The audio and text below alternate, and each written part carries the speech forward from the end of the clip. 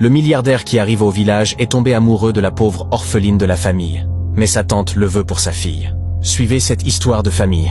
Tante Adaeze n'a pas supporté la scène.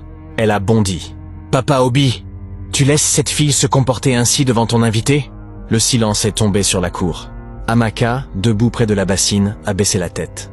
Ses doigts tremblaient. Mais elle n'a rien dit. « Passe devant moi, tout de suite. » Amaka a traversé la cour, tête baissée. Les larmes coulaient.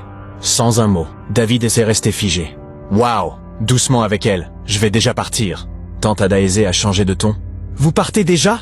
Attendez que ma fille Clara vous prépare quelque chose. » Mais David secoue la tête. « Non, ne vous dérangez pas. Papa Obi, je repasserai pour notre discussion. » Il démarre et s'éloigne. La cour devient silencieuse. Tante Adaeze reste debout, les deux poings posés sur ses hanches.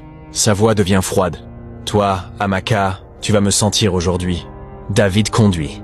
Ses mains serrent le volant. Son regard est concentré, mais son esprit est ailleurs. La route devient plus isolée, plus loin de la ville. Soudain, il freine. La voiture s'arrête au milieu d'une route presque déserte. Il pose sa tête sur le volant. Long silence. Puis il se redresse, l'air pensif, troublé. En réalité, il repense sans cesse à ce regard précis. Celui qu'Amaka lui a lancé au moment exact où il l'a aidé à poser la bassine. Un regard silencieux, mais lourd de quelque chose. Il inspire profondément, remet la voiture en marche. Direction, la ville. Mais son cœur est resté là-bas. La famille, c'est sacré. La famille, c'est la racine.